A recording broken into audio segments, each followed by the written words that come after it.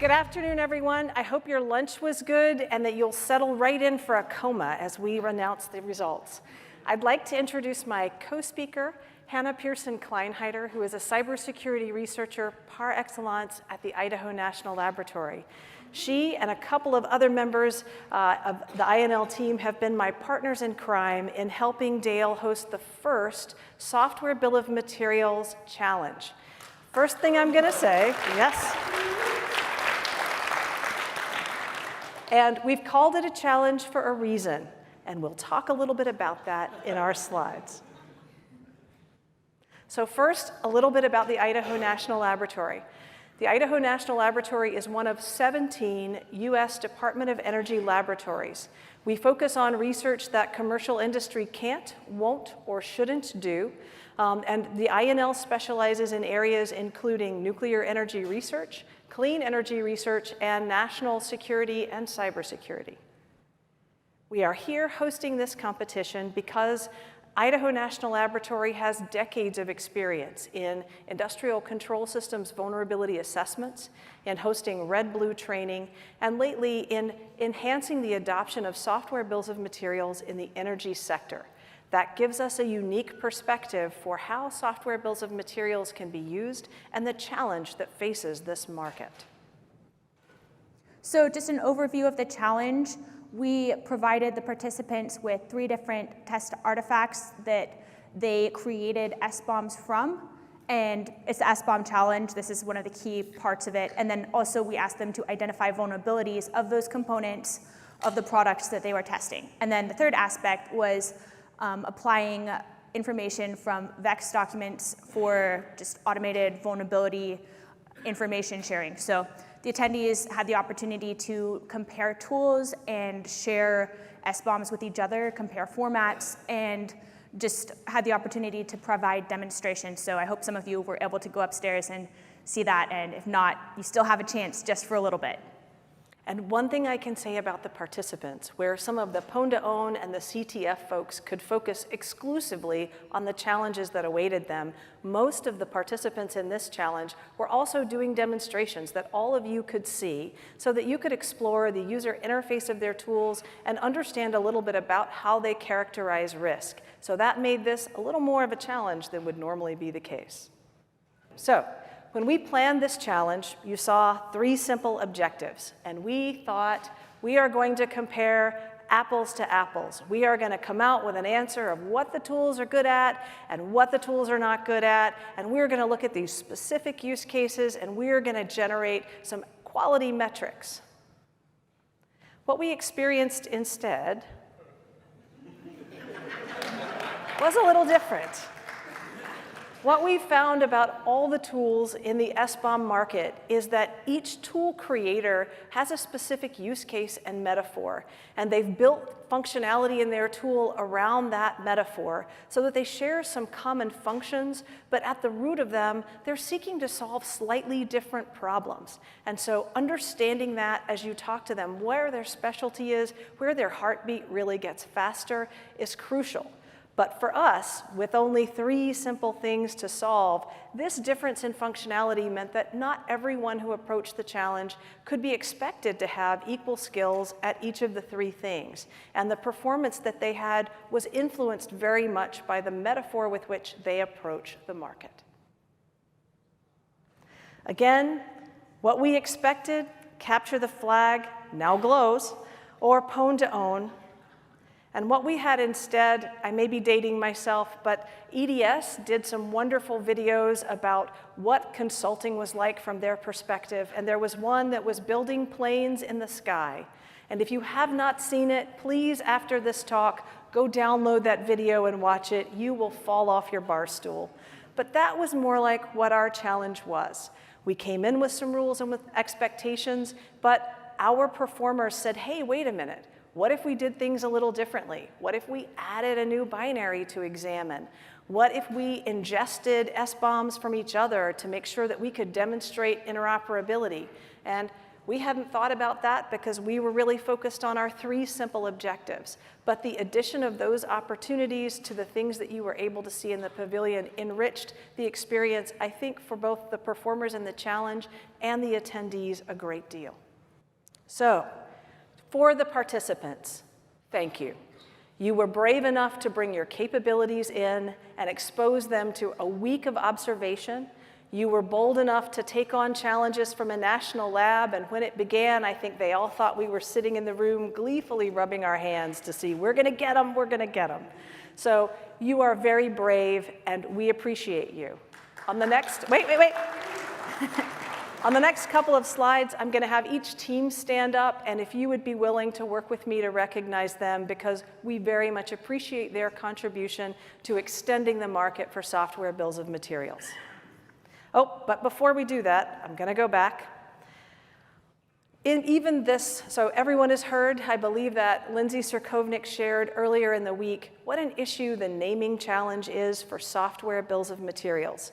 When you open a software bill of material, you're looking at a component, and it might be called one thing in one place or another thing in another, or there might be components that share names, and all of a sudden, wait a minute, which one is this really? How do I know? Well, even in our own performers, we had a naming collision. So I wanted to bring your attention that aDolus has a platform that they call FACT, which is the Framework for Analysis and Coordinated Trust, and Security Risk Advisors also has a FACT, and that's Firmware Analysis and Comparison Tool. So when we first got started, it was very important that we got our facts straight. So first, aDolus, if you would stand up, we appreciate you bringing your tool and the work that you've done with our challenge.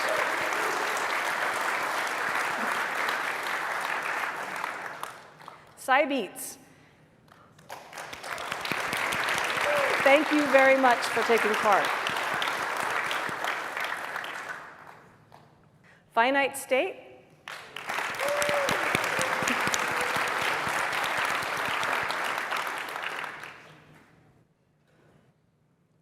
Netrise.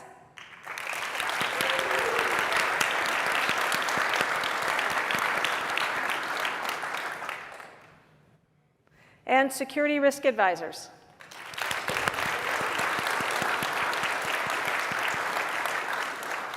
Again, thank you all. You have made our week more interesting, and you have provided insights not only for the Idaho National Laboratory in facilitating the challenge, but I think I can say to every attendee that came through, saw demos, asked questions, and learned a little more about software bills of materials. So again, thank you for being our leading ambassadors in this market space. All right, so next I'm gonna give an overview of these are the challenge artifacts we had. We had a little bit of difficulty finding artifacts that vendors were comfortable providing for this purpose. It's a challenge that's obviously very public, and that's something that's uncomfortable. So huge shout out to the vendors that provided artifacts for this. They definitely took a leap of faith in trusting us and all of you, and were extremely supportive. So our first artifact, we have the Transformer Protection Unit, and that was provided by Hitachi Energy. Many, many thanks to them. It is a bare metal firmware, 68K, and it's extremely minimal. So it is a use case that we at INL were very interested in, and I think has not been as much of a focus for the market as a whole. The sort of, here is a single binary, and it has libraries compiled into it, but they're difficult to identify, and it's kind of the legacy use case. So if there's old code that someone is trying to find out what's in this, you need to maybe look at a binary because the source code's not available anymore. That's very interesting. It's definitely like on one extreme of the use case. So the next is OSIsoft's process book. And again, many thanks to OSIsoft. They were fantastic in working with us. They already generate SBOMs and are very enthusiastic about this space. So Process Book is a Windows product, and it's used for viewing and analyzing data. And it's, again, not all tools were prepared to support Windows, but it's just a different part of that space. So then our third artifact was actually based on a request from the group of participants. It is OpenWRT, which is an open source router. It's ARM-based.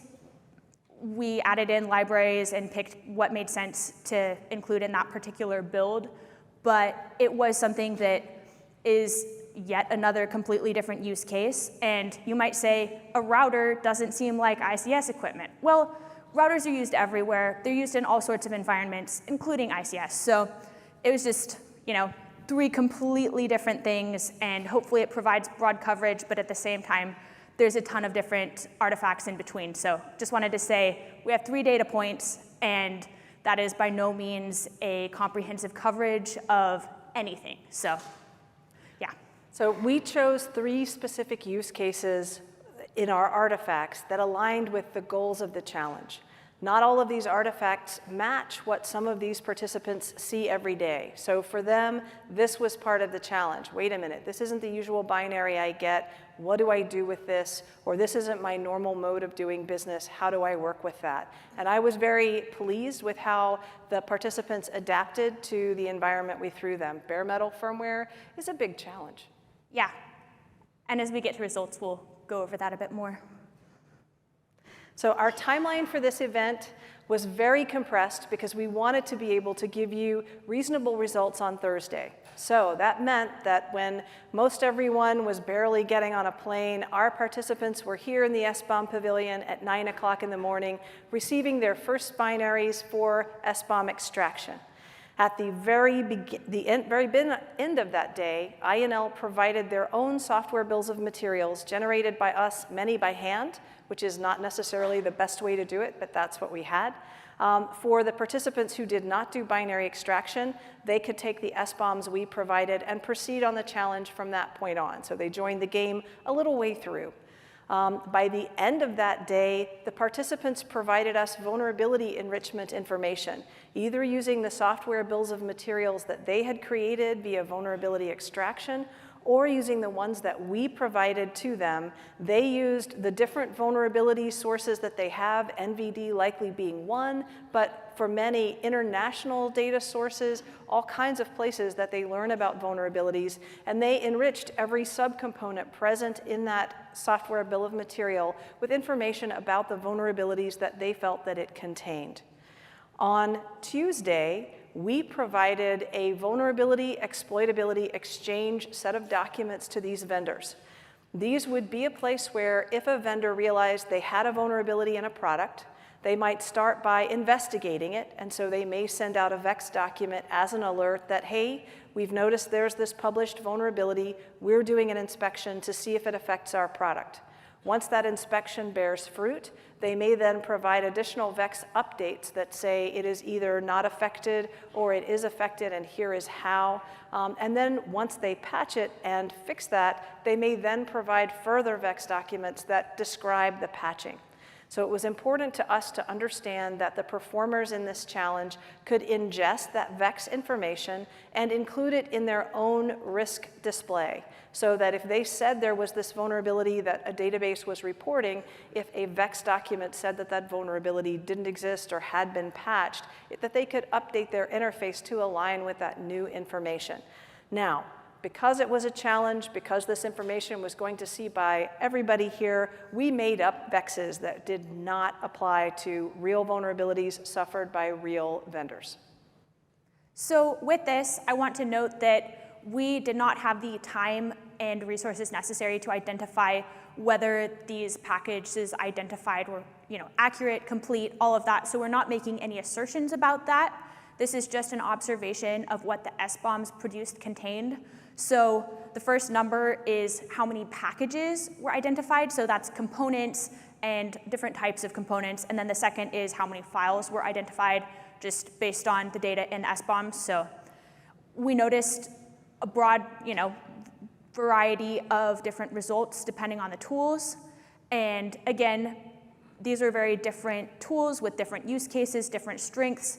So we're not saying this is a complete picture. It's just, here's a snapshot of what we provided and what the participants were able to provide in response to that. So depending on how well the tools fit the particular artifact, the TPU 2000, that's the Transformer Protection Unit, that was not a use case that any of the tools were prepared to handle. And I think that's just It's not something to say that tools are bad, it's just not something they cover. So no one had any components identified, and that is not entirely surprising. It was just, here's a bit of an outlier in terms of what everyone covers. So then with process book, one thing that I want to mention specifically is Netrise did not have any Windows coverage coming into this, but they managed to change things into a format that would work and provide results regardless. So there was a lot of flexibility, a lot of quick turnaround and response, and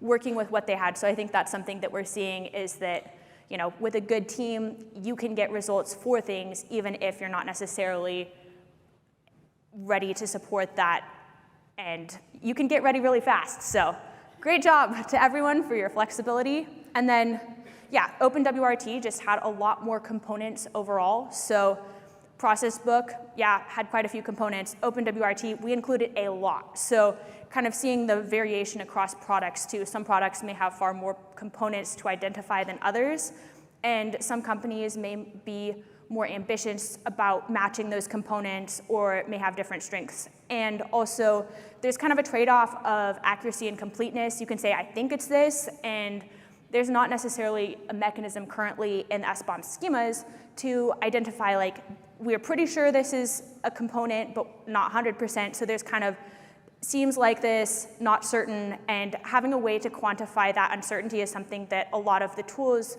provide in the user interface that doesn't necessarily get reflected in the output of just the SBOM. So it's something that we might see evolving with time too. And a couple of notes before we change slides. On the Cybeats line, you're going to notice an NA. That is because the Cybeats tool focuses on a different use case. They do not do component extraction from binary, but they're going to provide results on later steps. So that's why their row looks a little bit different. And if you're looking at this slide, I saw some folks taking pictures of it. Just a note on the quantification. More is not necessarily better. Fewer is not necessarily worse. For each number in this slide, I would encourage those folks that stood up a minute ago, go to them and ask them to explain the meaning behind it, because there is a lot of depth in the decisions that they make about how they identify components and what they use to do it. There's a lot of variability and a lot of assumptions. Is giving you a known unknown where I'm not quite certain and I'm going to provide that information to you, is that better than not telling you? Depending on your use case, I could make a case for both sides. So please look at these numbers as indicators of potential, but to understand what they really mean, getting into the tool designer's mind and understanding how their heuristics work is crucial. So the next part of the challenge, step 2, was identifying vulnerabilities that affect specific components. And a caveat with this is that just because a vulnerability affects a component doesn't mean it necessarily affects the product. And with SBOM, what you're getting is, here are some suggestions, here are some maybes. You probably want to look into this more, but just because a vulnerability is in a component doesn't mean it affects the product. More testing is needed to determine whether it does or does not. So that's just something I want to make clear first. With these identified CVEs, again, there's a very large number and huge variability, and you have to look at the actual data to see what those numbers mean. So for instance, with process book, Finite State identified 85 vulnerabilities. Those were pretty much just one library, and finding all those vulnerabilities is, you know, you'd be like, oh, there's 85 vulnerabilities, but maybe if you fix that one library or swap it out for something else, then you can fix all of them. So these numbers are interesting, but again, as with everything, how they're presented is really important, and that's something that we were very interested in. It's difficult to capture because there's not nice numbers, and, you know, saying, here's a user interface, take a look, is not something we have time for to really go through. So definitely recommend looking into these products more if you're interested in asking about just how the vulnerabilities are presented and how they're identified. So yeah, we looked at vulnerability sources. We asked each group how many sources they have, and that's something that definitely also correlates with the number of identified vulnerabilities.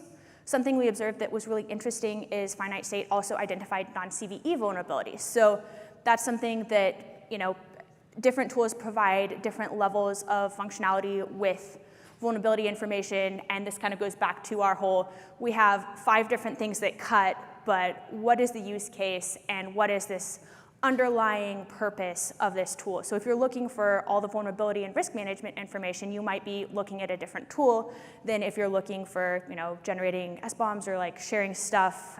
There's just a lot of purposes, so that's something that we found interesting and useful.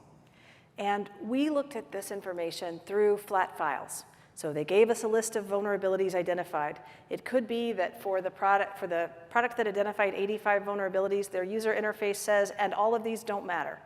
Because we didn't see that user interface, that's a level of meaning we can't provide forward to you in these numbers. So again, if you look at this slide and you want to take this as quantification, please talk to the experts for these tools for what these numbers really mean and how these might appear leveraged within their product, because the user interface will provide a lot of meaning that we were not able to see. So the third aspect of the challenge was importing the vulnerability exchange documents. So different tools, again, different use cases, different purposes, and just going through these, aDolus, they do support VEX ingest, but they are very intentional and careful about who is allowed to generate VEX documents. And within their tools use case, the only group that has the authority to do that is the OEM or the vendor. So the vendor is the one that can produce VEX documents, and for our purposes, they were not comfortable importing VEX documents that we generated for this challenge. So that's just a note of they did not participate in this aspect. They do support VEX ingest, but it was not exercised in this challenge.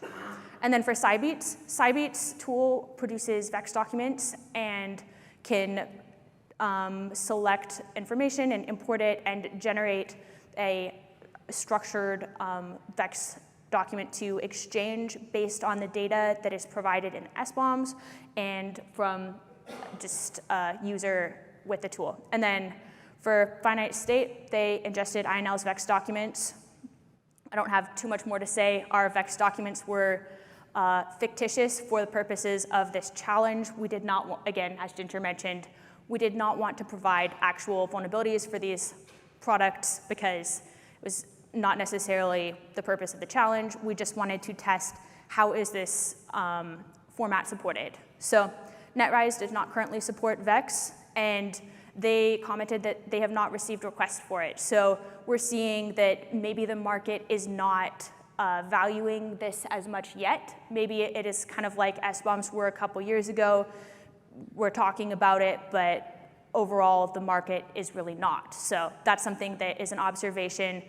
I think in the future we will probably see more of it, but that remains to be seen. And then for the security risk advisors, they also ingested our VEX documents, and I don't have too much more to say about that. So we have some impressions from what we saw. If we wanted to find the one tool that was going to be the best, we did not. We also did not find in this group of tools the silver bullet that is going to solve all of the software transparency issues that we struggle with.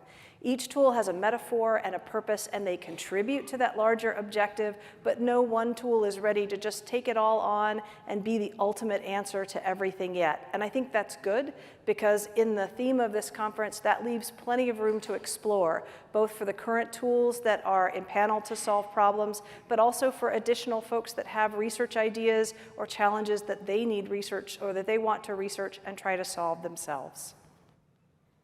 So what we did find is, again, the theme of all of this is the tools have different fundamental design and use cases. So they have chosen specific purposes that they've really thought about and designed around. Not to say that all of the tools don't support a very broad range of use cases, but we thought there were some that really stood out. So when we talked to aDolus, again, original equipment manufacturers and vendors, they have good support for data at scale and having full product lines that have component information, being able to map things across those, and then produce valuable information based on that. So Cybeats their idea is more around generating the SBOMs and maintaining and distributing them. So they have mechanisms for sharing. They have a platform to just distribute that information. They also have a lot of focus on the structure of the SBOM. So making sure that they comply with the schemas and that they fit with that data format. So they're very good for helping to generate that. And then Finite State had a lot of vulnerability information. So they had far more vulnerability sources, which if you're looking for risk management information, that's extremely valuable. Not that, again, everyone has a lot of these different features, but providing that detailed vulnerability information can be good for making decisions about what is a problem with software products or what is relevant, what might affect your environment. So especially for an end user who is trying to make those decisions and get valuable information for that, Finite State definitely stood out. Netrise, again, is very focused on a lot of that risk evaluation and providing that information to assess and make decisions. So they have some additional implementation-specific functionality. So being able to test against, here's a specific system looking at, okay, there's these users and default passwords, and they actually found in one of the artifacts a hard-coded password that we were able to verify with the vendor who provided that artifact to us. So that was pretty cool, and I think that's just, again, totally different use cases, lots of awesome strengths that we saw. And then for security risk advisors, their main contribution is providing that consulting to leverage existing tools. So they took an open source tool, that FACT platform, not to be confused with the other FACT platform, and were able to leverage that with their skills and abilities. So that's a huge range of use cases and a lot of great things. And the caveat I will put on this is there is tons of nuance in this market. So these are our impressions, and the participants may tell you we got it wrong, but I'd love to start that conversation. So please go to the participants and ask, hey, what is your fundamental metaphor and how did INL not get this right? Because that will help us learn a little bit more. So with our conclusions, there are definitely some groupings. And again, we're not saying we have all the answers because we don't, but just some observations. aDolus, Finite State, and Netrise all stood out to us together as they have capabilities that are aligned with this challenge in a way that, they generate SBOMs and they have those platforms that have been under development and reached a level of maturity that they're capable of dealing with at least the large part of what we threw at them. Obviously, we gave a huge range of things, and like that bare metal firmware, that didn't fit into anyone's use case, but we didn't necessarily expect it to. So just those all are aligned with what we were testing in this challenge. And then for SRA, the tool-aided consulting is something that we definitely did not design this challenge around that use case, and their platform lacked the maturity to deal with this specific SBOM generation and component identification at the same level of detail, and completeness is a word that implies there is a right answer, but not the same level of depth as the other tools. And then Cybeats is completely a different use case than our challenge focus. So we were actually very happy to adapt our challenge and figure out how we could fit them in, because there's a lot of different opportunities within this marketplace and with SBOMs, and we just needed to figure out how to fit them into this challenge. So their use case of evaluating SBOM files and providing information about the semantic correctness, and also the ability to ingest SBOMs from other platforms and prove that the SBOMs really are everyone's SBOMs. They took everybody else's SBOMs, ingested them into their platform, and provided feedback. So that was really cool to adapt in, and it provided a lot of richness and depth that we did not otherwise plan on including, because it was a different use case. So again, this challenge is just a small data point, and we'll talk a tiny bit more about future steps, but we hope that this is a snapshot and just first steps, and we don't want this to be the last word. And yeah, it's... So with these conclusions, we believe that all of these competitors or all of these performers did a great job in rising to the challenge that we had and producing data results. We had some advice for those of you who came to S4 and particularly who came to the SBOM Pavilion looking to make an acquisition in some part of the SBOM tool market. The first most important thing is don't get thrown off the bridge of death. Understand what is your quest. Why do you want SBOMs? What are you trying to accomplish? If you do not know the answer to that question, then any tool will do, and they're all great. But each of these tools will probably help you discover through conversation what your real use case is. Why are SBOMs interesting to you? I encourage you to seek hands-on demonstrations. Have them help you use their tool to do the great things that they can make it do by themselves. Understand what the nuances are, where each tool inflects into meaning making, because that's going to be crucial in your acquisition decision. As this conference says, experiment, do things that are a little weird, see what happens, but also validate the tool's performance to your specific use cases. Something that gives you very beautiful user interface graphing of risk that isn't actually meaningful in your market segment isn't going to be the right tool for you, no matter how well thought out that is. So make sure that the tool you're looking at is meeting your ultimate goals. And maybe the numbers here will help with that, and maybe it is really that nuanced conversation. Our broader conclusions, it seems like several years ago, last year we brought a software bill of material workshop to S4. And one of the afternoons of the conference, we spent several hours putting people in an experiential exercise and giving them a fictitious vulnerability, and would they want an SBOM from the vendor, and would they want a VEX document, and what would happen if the VEX was ultimately wrong, and if you were an asset owner, how did you go through these things if you were a vendor? And we got a lot of interesting responses, but the overall measurement that we got was the market at that moment wasn't really sure what to do with these things, and they were still coming to conclusions about how to use SBOMs. Everybody agrees software transparency is needed. No one likes buying software and not knowing what's in it. That's universal. Everybody can agree on that. Everyone agrees that having a standardized format to exchange information about what is in your software and make meaning from that about what risks that means for you and your industry is crucial. And SBOMs definitely are a viable mechanism for serving those interests. How we make meaning on top of that opportunity is really up to us. And this market has just started with that, even in vendor conversations. So by the way, vendors are adopting SBOM platforms. They are adopting them both for their own internal development efforts, because every development shop is better if they know what's in the things they're producing. And it's one thing to say, I know what I put in it, but it's quite another thing to say, I know what came out the other end. Because sometimes everybody who's coded here, you've had the experience where you told the compiler to do something and what it actually did was not what you wanted. And that often happens in even professional tooling, even industrial control systems. So using SBOMs for intercommunication, for vendor product support is happening today, and the vendors are trying to experiment with how do they scale that up?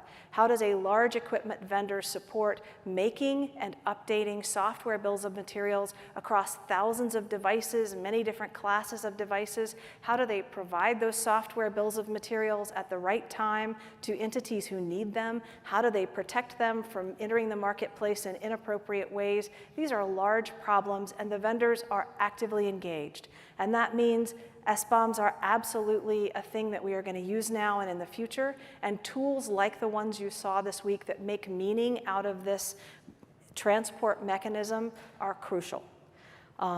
We also saw that this market is evolving rapidly. We talked to you about the Windows support that one of the vendors added in the 3 days of the challenge. That's an example of how quick this market can move when a use case emerges, like whatever the next log4j will be, goodness forbid. This market will adapt to meet that risk head on. And that will then form what the future of software bills of materials and the tools that employ them are going to be. So we also have some next steps. We got a chance to meet with the vendors ahead of time, but really we had 3 days to give them binaries, to take their feedback, to have in-depth discussions with them with specific challenges, and really explore the issue. We learned a lot in 3 days, all of us together, but one of the things that we learned is, wow, we'd really like to do this at a slower pace with opportunities to explore a broader set of use cases and ones that might be more formed around the specific skills that each of the tools has. And so that's one of our suggestions. We would love to have a vendor join in a much longer evaluation and offer up a wider set of their product catalog. And perhaps outside of a conference container, it might be appropriate to have whatever legal protection that requires.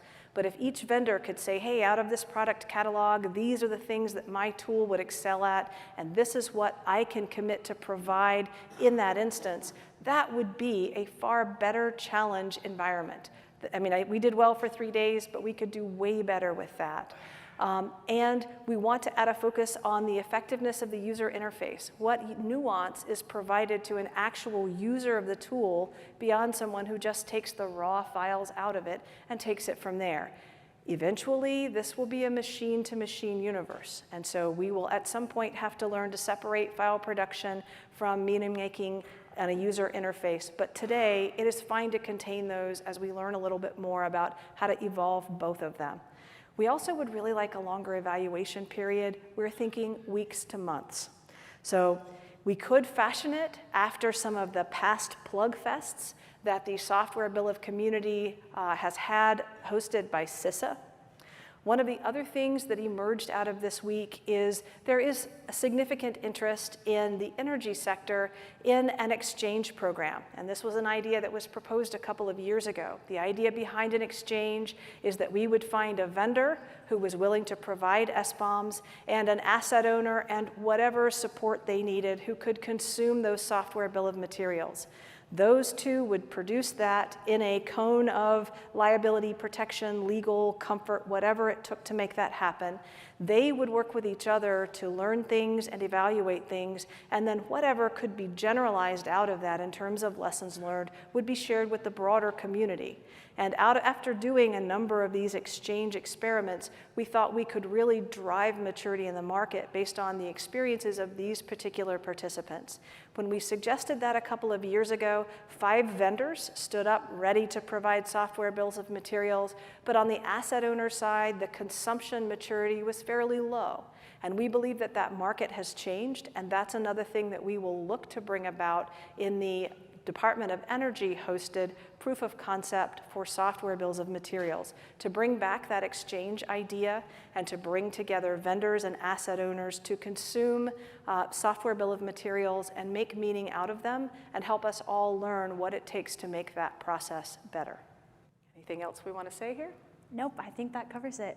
Okay, we have about 6.5 minutes for questions, and if you would like to ask a question, there are microphones on the left and right side of the room. If you want to use them to do solo karaoke, that is also an option. Well, I'm going to break rule number 1, no friendly fire. Hi, boss. Hey, Boss's boss, to be specific. Good job, both of you. I really appreciated it. So, we already have some legal frameworks for other programs that we're doing for DOE. Will we be able to possibly build on those for an SBOM type of challenge for DOE, or will we have to start again? So we should say that we'll be able to do this in 5 years. So we have talked about a number of legal frameworks, and certainly the difficulty of governance came up in Piyush Kumar's conversation today. What we looked at the last time we had an exchange is having the provider and the consumer join in a non-disclosure agreement together.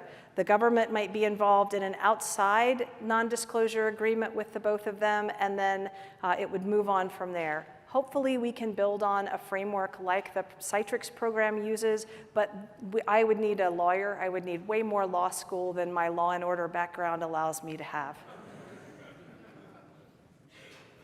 Thank you. Excellent work. When you find a vulnerability, is it because you find a link to a library and you know the library has a vulnerability, or is it patch, or not a patch, but a pattern recognition thing where you see there's an issue?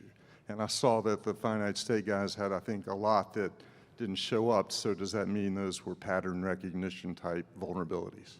So with vulnerabilities, there are a lot of components that have known vulnerabilities that someone has identified and tested and proved that that vulnerability affects that library, specifically, usually a version or range of versions. And then you can say, this product uses that component. And then from there to link the actual vulnerability back into the product takes additional testing, because maybe this specific vulnerable function was not used, or maybe, okay, it's used, but the actual vulnerability is not exploitable because of how it was used. So there's a lot of additional complexity that goes into proving that, and all you can do from knowing a component that is vulnerable is in a product is say, this is a vulnerability that may apply, and you need to investigate further. So yeah, does that answer your question? Absolutely, yeah. One more question would be, can I take this away from this presentation that I've always believed that open source software was probably more bulletproof because there's more eyes on it, more people working on it. But OpenWRT had more vulnerabilities. It had a lot more components, and open source doesn't necessarily mean more secure, it doesn't mean less secure. So that's kind of a whole can of worms there, but yeah. Well, and I love that the minute our questioner got off camera, he made the universal symbol for pulling the pin out of the grenade and tossing it forward. Thank you for summarizing and putting this together in a way that was consumable. Did you identify opportunities for standardization or normalization of either reporting, or, to mix your metaphors, at least, say, what's the best tool to core an apple? So as far as formats, there's two main component-oriented SBOM formats. There's CycloneDX and there's SPDX. So both of those were used in this challenge, and different participants have preferences for one or the other. And I think that's an open question of what will the market move towards and how will they evolve, because those are both evolving standards. I should have clarified my question. You had up there different metrics of looking at packages and files, and when you went through it, at the end, did you go, you know what? This would actually be a helpful normalized way to talk about not capability, not even an evaluation, but just a shared way to do this. That's what I meant. Sorry, thanks. I think in our 3 days, we identified some opportunity to work towards standardization, but most of the things that we had to boil down to consumable metrics for this audience, there is so much nuance behind those numbers. I'm not going to throw a number up and then say I don't stand behind it, but there is a lot of nuance to understand. So I would want standardization to incorporate that nuance. What I can tell you is our friends at CISA have some very active working groups that talk about this to a great deal of detail. They meet, I believe, monthly. And if you email sbom@cisa.gov, you can get involved in that conversation, and they would very much love to have you. CISA.dhs.gov. Oh, thank you, Alan. CISA.dhs.gov, to repeat it for the recording. Perfect. And one thing I want to also note is that we have a bit of a naming problem identifying components, and just things may be identified slightly differently by different products, or even by the vendor at different times. And the vendors may be identified differently, partly just because names are a little bit fluid, and you might have different forms of a name, but also because of acquisitions and change over time, rebranding, all those things make it harder to keep those names straight. So, Oh, what's in a name? At S4, sorry to jump the queue if I did. Sorry, we had ignored that side of the room. Brian, please go ahead. S4 has a long history of having fun with CVSS, and I just wanted to maybe throw it out. Do you see room in your next steps to have a component CVSS kind of system? Because does SBOM somehow make that more important, that we have a different scoring system for components versus actual products? So we are not scoring vulnerabilities. That is separate information, and that vulnerability scoring information can be included depending, so SBOMs do not contain vulnerability information. Let's make that clear. But, all right.